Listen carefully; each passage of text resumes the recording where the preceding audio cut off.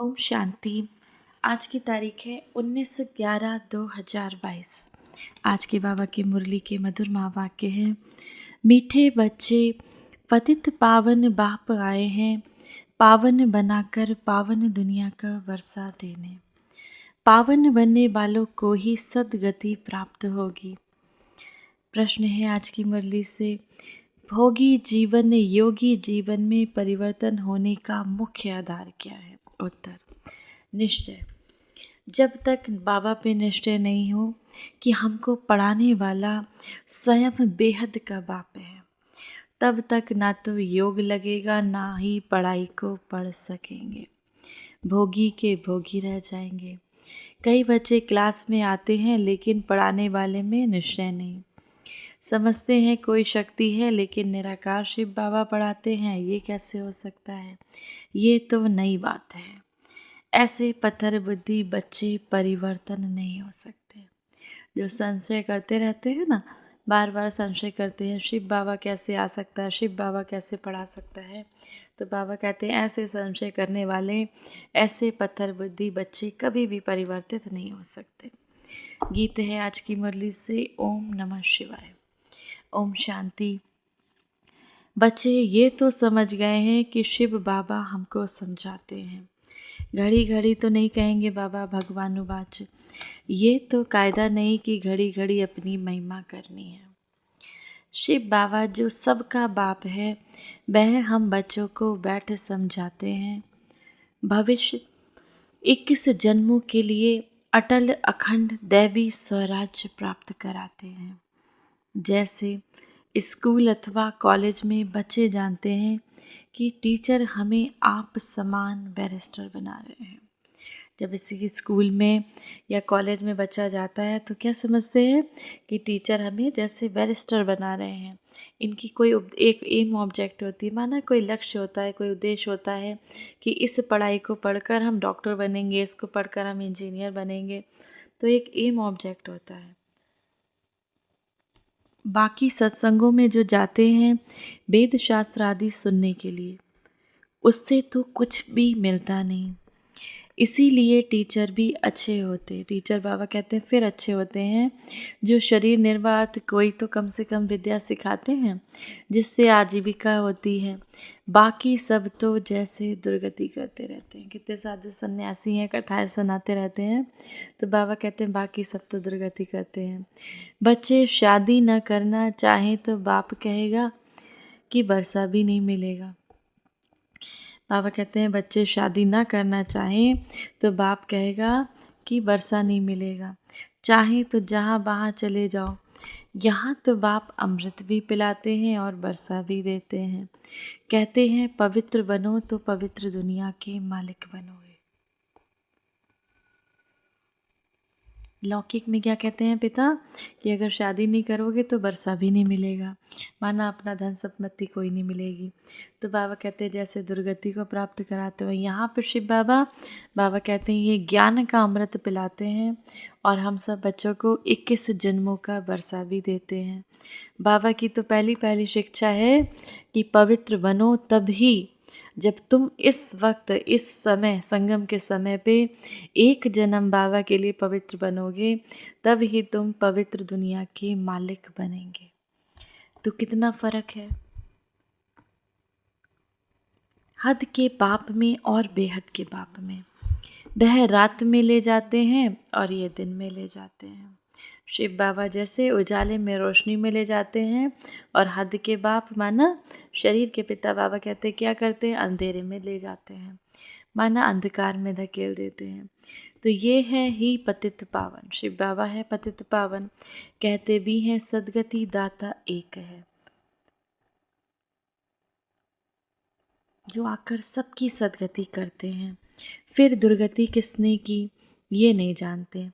बाप समझाते हैं कि सब आसुरी मत वाले हैं, यहाँ आते हैं असुरों से देवता बने। यह इंद्रप्रस्थ है, कई असुर भी छिप कर आए बैठते हैं। सब सेंटर्स पर ऐसे छिपे असुर विकारी बहुत आते हैं, फिर घर में जाकर विष पीते हैं। बाबा कहते हैं जैसे सेंटर पर आते हैं। बहुत सी ऐसी आत्माएं आती हैं जो विकारों में जाकर सेंटर पे आती हैं। तो बाबा कहते हैं ऐसे बहुत असुर हैं, ऐसे बहुत विकारी हैं जो विष पीकर आकर फिर सेंटर पे आते हैं। तो बाबा कहते हैं ऐसे दो काम चल ना सके। वह आत्माएं कैसी बन पड़ती हैं? वह तो जैसे पत्थर बुद्धि बन पड़ते हैं। बाबा को पहचानते ही नहीं, निश्चय बिल्कुल ही नहीं, हमको बेहद का बाप पढ़ाते हैं। ऐसे ही आकर बैठ जाते हैं तो ना तो योग लगेगा ना पढ़ाई पढ़ सकते हैं। अब संशय बुद्धि बनकर आकर बैठ जाते हैं तो बाबा कहते हैं ना तो उनका बाबा से योग लग सकता है, ना ही उनको ये पढ़ाई समझ में आएगी। भोगी के भोगी ही होंगे। बहुत समझते हैं कि कोई शक्ति है, बस निराकार शिव बाबा कैसे आ सकता है। बहुत से समझते हैं कि निराकार शिव बाबा इनके अंदर, ब्रह्मा के अंदर कैसे आ सकता है। ज़रूर और कोई शक्ति है, कोई शास्त्र में भी लिखा हुआ नहीं है। ये है नई नई बातें। गाते भी हैं शिव जयंती, परंतु पत्थर बुद्धि होने के कारण समझते नहीं हैं। शिव है तो सब भक्त याद करते हैं ना। बाबा कहते हैं जब शिव है तब तो सब भक्त याद करते हैं। कहते भी हैं नमः शिवाय, ओम नमः शिवाय। समझते हैं वह परम धाम में रहते हैं। हमारा बाप भी है परम पिता, तो वह सबका फादर हो गया ना। भारत में ऐसे भी हैं जो फादर को नहीं मानते, माना अपने पिता को नहीं मानते। मनुष्यों को समझाना बहुत मुश्किल है। मनुष्य तो ये भी नहीं समझते कि अभी दुर्गति का समय चल रहा है। कलयुग में मनुष्य जिनके पास अथाह धन है वो तो इसी को धन को ही समझते हैं कि जिसके पास बहुत धन है वही स्वर्ग है। ऐसे समय को भी वो दुर्गति का समय नहीं समझते। भक्ति मार्ग में पहले अव्यभिचारी भक्ति थी, अब व्यभिचारी भक्ति बन गई। व्यभिचारी और अव्यभिचारी में कितना अंतर है। वह है पाप आत्मा, वह है पुण्य आत्मा। अव्यभिचारी भक्ति है ही सच्ची सच्ची भक्ति। उस समय यानी द्वापर में मनुष्य सुखी भी रहते थे, धन दौलत आदि सब रहता था। कलयुग में जास्ती दुर्गति को पाते हैं। जब व्यभिचारी भक्ति में आते हैं तब विकारी भी बहुत बनते जाते हैं। दिन प्रतिदिन विकार भी जोर भरते जाते हैं। कितना विकार चारों तरफ, कैसी तमो प्रधान दुनिया है। पहले बाबा कहते पहले सत्व प्रधान विकार थे, अब विकार भी कैसे हैं? तमो प्रधान हैं। सब बिल्कुल ही तमो प्रधान हैं। घर घर में कितने झगड़े हैं। शिव बाबा बैठ समझाते हैं, श्री कृष्ण तो बाप नहीं ठहरा। ये बातें तो हमको सारी शिव बाबा समझाते हैं। तो बाबा कहे श्री कृष्ण तो बाप नहीं ठहरा। कोई की भी बायोग्राफी नहीं जानते हैं। शिव बाबा है पतित पावन। परम पिता परमात्मा को मानते हैं कि वह ज्ञान का सागर है। पानी का सागर थोड़े पतित पावन है या नॉलेजफुल है। शिव बाबा तो है ज्ञान का सागर। मनुष्य तो पानी के सागर से निकली हुई पानी की नदियों को पतित पावनी समझ लेते हैं। उनसे पूछना चाहिए कि जैसे गीता के भगवान का ऑक्यूपेशन पूछा जाता है, माना गीता के भगवान का क्या व्यवसाय है, वो क्यों आए हैं। तो बाबा कहते हैं निराकार परम पिता परमात्मा है रचयिता, और श्री कृष्ण कौन है? उनकी रचना है। अब बताओ गीता का भगवान कौन? शिव बाबा है रचयिता और श्री कृष्ण है रचना। तो बाबा कहते हैं अब बताओ गीता का भगवान कौन? भगवान तो एक को ही कहेंगे ना, फिर व्यास को भगवान कैसे कह सकते हैं? ऐसे ऐसे प्रश्न पूछने चाहिए। पतित पावन परम पिता परमात्मा ज्ञान का सागर है, उनसे ये ज्ञान गंगाएं कैसे निकलती हैं? परम पिता परमात्मा ब्रह्मा मुख कमल द्वारा ब्राह्मण मुख वंशावली रचते हैं। उन्हों को ब्रह्मा मुख से ज्ञान मिल रहा है, जिससे सदगति को पाते हैं। अब पानी के सागर से पावन बनते हैं या ज्ञान के सागर से? अब पूछे मनुष्य आत्माओं से कि पानी के सागर से, गंगा से पावन बनोगे या ज्ञान के सागर शिव बाबा से वो पावन बनाएंगे? पानी से मनुष्य तो पावन हो न सके, तो ये पहली भी जैसे मनुष्यों से पूछना पड़े। इनको पूछने से पावन दुनिया के मालिक बन सकते हैं। ऐसी ऐसी बातें मनुष्य आत्माओं से पूछने से पावन दुनिया के मालिक बन सकते हैं। बुलाते तो उनको ही हैं कि हे पतित पावन सीताराम। बुलाते हैं हे पतित पावन सीताराम, फिर गंगा में स्नान आदि करते हैं, तो ये पहली भी ऐड करनी चाहिए। समय पर हर एक चीज़ शोभती है, जैसे वो गीता के भगवान वाली पहली है, वैसे ये पहली भी ऐड करनी है। ख्याल चलते तो है ना, क्या ऐसी चीज़ बनाएं जो मनुष्य सदैव अपने पास यादगार रखे। अच्छी चीज़ होगी तो हमेशा अपने पास रखेंगे, कागज़ आदि होगी तो क्या करते हैं, फेंक देते हैं। देवताओं की अच्छी चीज़ होगी तो वह फाड़ेंगे नहीं। सर्विस की प्रैक्टिस वालों को सारा दिन विचार सागर मंथन चलता रहेगा और काम करके दिखाएंगे। सिर्फ कहना नहीं है कि ऐसा करना चाहिए। जो सर्विस की प्रैक्टिस करेंगे, जो स्वयं को यज्ञ की सेवा में लगाए रहेंगे, उनके अंदर सारा दिन विचार सागर मंथन रहेगा कि कैसे कैसे सेवा बाबा की करें, कैसे कैसे रुद्र ज्ञान यज्ञ में सहयोगी बने, कैसे कैसे बाबा के इस ज्ञान को अन्य आत्माओं तक पहुँचाएं। तो बाबा कहते हैं सिर्फ कहना नहीं, ऐसा करना चाहिए। ये किसको कहते हो? बाबा करेगा या बच्चे करेंगे? बोलो कौन करेगा?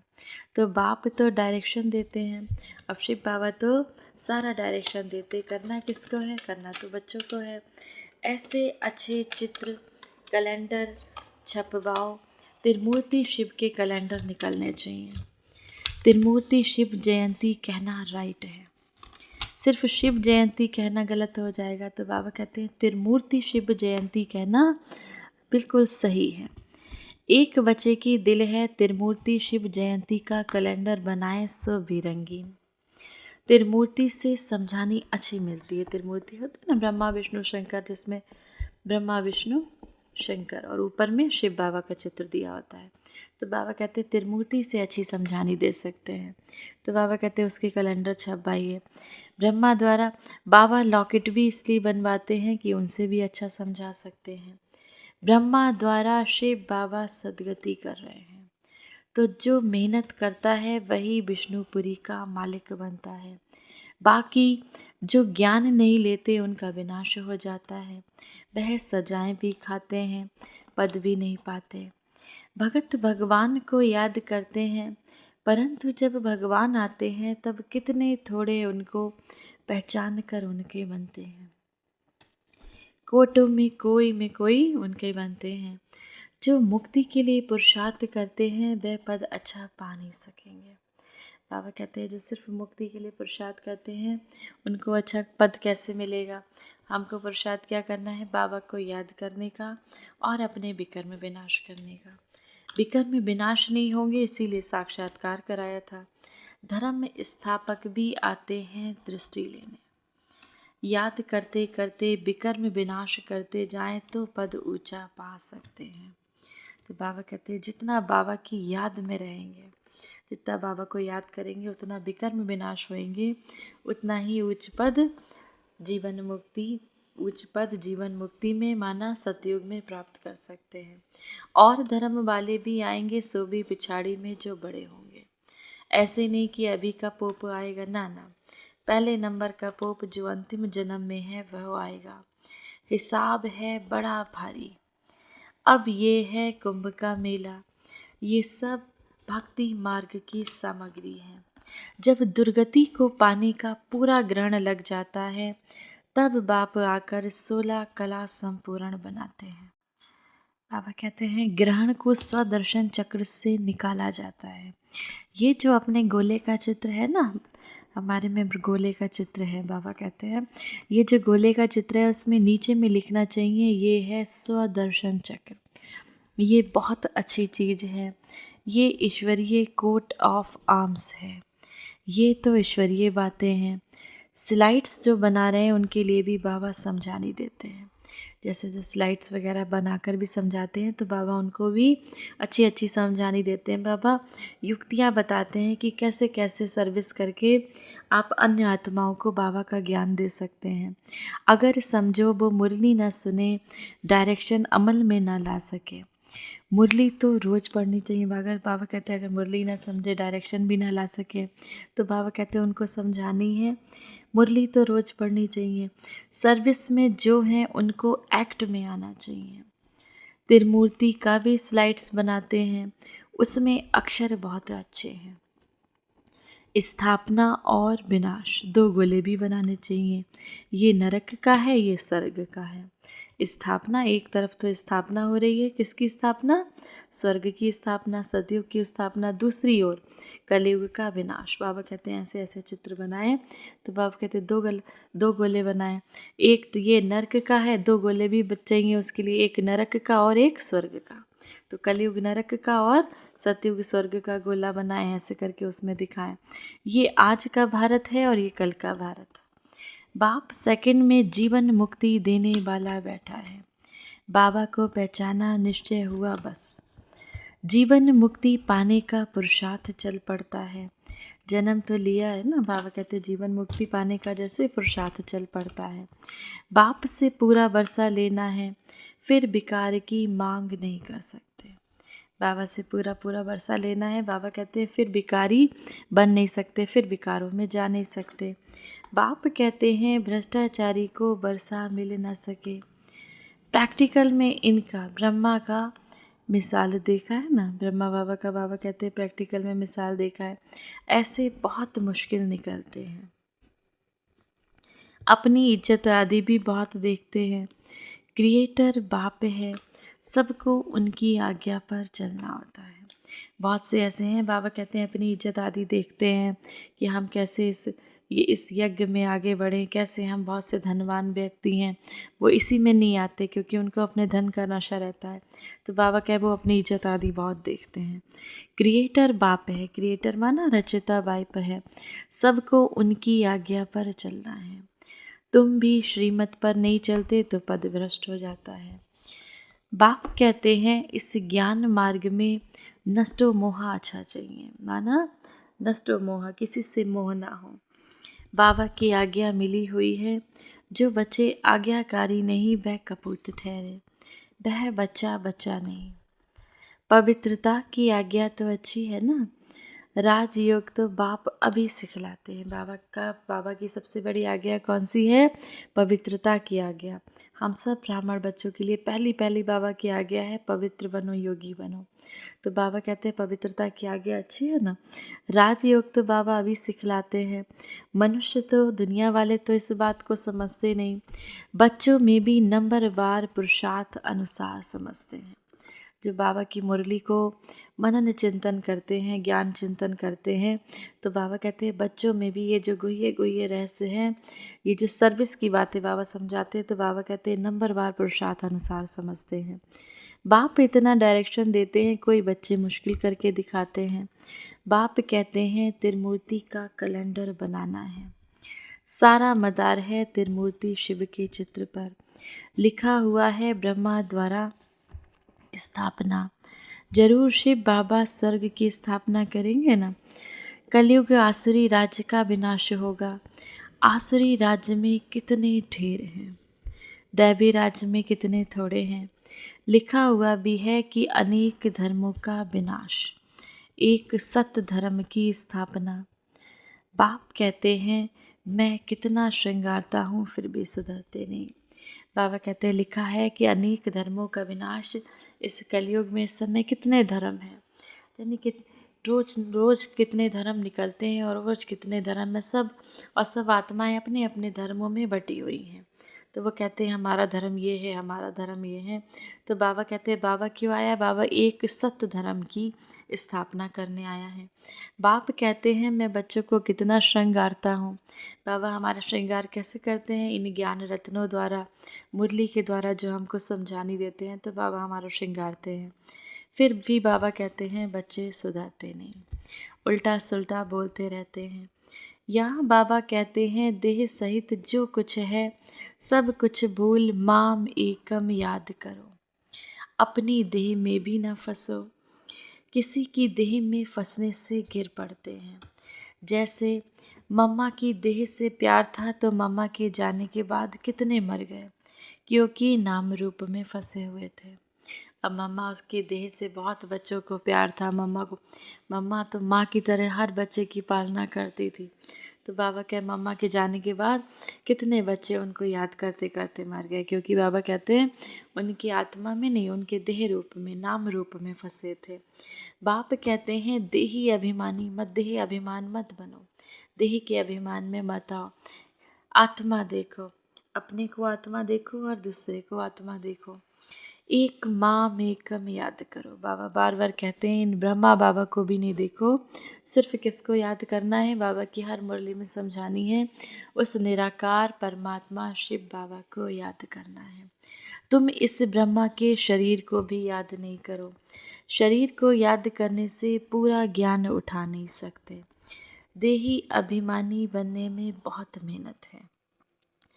बाप देवी अभिमानी बनने में माना, अपने को आत्मा समझने में ही सबसे अधिक मेहनत है। बाप की याद में रहना ये बहुत मुश्किल है, बच्चों के लिए बहुत मुश्किल हो जाता है, बाबा को ये भूल जाता है बीच बीच में। ज्ञान तो बहुत अच्छा अच्छा सुनाते हैं, योग में मुश्किल रहते हैं। जितना रुस्तम उतना माया के तूफान आएंगे। जितना कहते हैं, जितना इस योग में, जितना इस ज्ञान में रुस्तम होगा, उतना ही माया अपनी ओर खींचेगी। किसी न किसी के नाम रूप में फंस धोखा खा लेते हैं। इसमें बड़ी खबरदारी चाहिए। योग में ही बड़ी मेहनत है, सारी मेहनत तो योग में। बाबा कहते हैं योग में तूफान आते, ज्ञान में तूफान नहीं आते, योग में तूफान आते हैं। नॉलेज तो बहुत सहज है, योग में ही घड़ी घड़ी भूल जाते हैं। इसीलिए बाप कहते हैं विकर्मा जीत कैसे बनेंगे। योग में रहो तो पाप भी नहीं होंगे, नहीं तो 100 गुना दंड हो जाता है। यहाँ तो खुद धर्मराज और बाप दोनों साथ हैं, इसीलिए खुद कहते हैं कि बाप के आगे कोई पाप नहीं करना, नहीं तो 100 गुना दंड बढ़ जाएगा। बाबा कहते हैं यहाँ तो धर्मराज और बाप का साथ साथ है, इसीलिए शिव बाबा कहते हैं बाप के सामने, बाप के आगे कोई पाप नहीं करना, नहीं तो बाबा का बनने के बाद अगर विकर्म करते हो तो 100 गुना दंड पड़ जाएगा। योग से ही विकर्मा जीत बनना है। स्वदर्शन चक्र तो जानना सहज है, इस गोले के नीचे लिखना चक्र ना की चरखा। बाबा कहते हैं ये गोले का चित्र है, उसके नीचे लिखना चक्र ना की चरखा। बाबा बहुत सारी युक्तियाँ बतलाते रहते हैं, बच्चों को एक्ट में आना है। बाबा कहते हैं बाबा तो युक्तियाँ बताते हैं, अब बच्चों को एक्ट में आना है, माना उन युक्तियों को धारण करके, स्वयं धारण करके दूसरों को धारण कराना है। अच्छा, मीठे मीठे सिके लदे बच्चों प्रति माता पिता बाप दादा का याद प्यार और गुड मॉर्निंग। रूहानी बाप की रूहानी बच्चों को नमस्ते। हम सब रूहानी बच्चों के रूहानी माता पिता बाप दादा को याद प्यार, गुड मॉर्निंग और नमस्ते। धारणा के लिए मुख्य सार है पहला, किसी भी देहधारी के नाम रूप में अटकना नहीं है, अपनी देह में भी नहीं फंसना है। बाबा कहते हैं किसी भी देहधारी के नाम रूप में नहीं अटकना है, अपनी ही देह में नहीं फंसना है, इसमें भी बहुत खबरदारी रखनी है। दूसरा, ज्ञान मार्ग में नष्ट व मोहा जरूर बनना है, पवित्रता की आज्ञा माननी है और दूसरों को भी पवित्र बनाने की युक्ति रचनी है। पवित्रता की स्वयं आज्ञा माननी है और दूसरों को पवित्र बनाने की युक्तियाँ रचनी हैं। वरदान है आज की मुरली से, सर्व विकारों के अंश का भी त्याग कर संपूर्ण पवित्र बनने वाले नंबर 1 विजयी भव। संपूर्ण पवित्र वह है जिसमें अपवित्रता का अंश मात्र भी ना हो। पवित्रता ही ब्राह्मण जीवन की पर्सनैलिटी है, ये पर्सनैलिटी ही सेवा में सहज सफलता दिलाती है। लेकिन यदि एक भी विकार का अंश है तो दूसरा साथी भी उसके साथ जरूर होंगे। जैसे पवित्रता के साथी सुख शांति हैं, ऐसे अपवित्रता के साथ 5 विकारों का गहरा संबंध है। इसीलिए एक भी विकार का अंश ना रहे, तब बनेंगे नंबर 1 विजयी। बाबा कहते हैं जैसे पवित्रता के साथ सुख शांति है, ऐसे ही अपवित्रता का इन पांचों विकारों का गहरा संबंध काम क्रोध मोह लोभ अहंकार इस अपवित्रता से ही जुड़े हुए हैं। तो बाबा कहते हैं इसका इसीलिए एक भी अंश ना रहे, तब कहेंगे नंबर 1 विजयी। स्लोगन है आज की मुरली से, हिम्मत का एक कदम रखो। बाबा कहते हैं तुम बच्चे हिम्मत का एक कदम बढ़ाओ तो बाबा 1000 गुना से तुम्हारे सामने खड़ा है। हजारों भुजाएं लिए बाबा तुम्हारी मदद के लिए खड़ा है। 1000 गुना मदद बाबा की मिल जाएगी। आज की मुरली से सम्मान का अभ्यास करेंगे। मैं परम पवित्र आत्मा हूँ। मैं परम पवित्र आत्मा हूँ। इस सम्मान का अभ्यास करेंगे और स्वयं को इस पवित्रता बाबा के श्रीमत के अनुसार इस पवित्रता के गुण को स्वयं में धारण करेंगे। अच्छा, ओम शांति।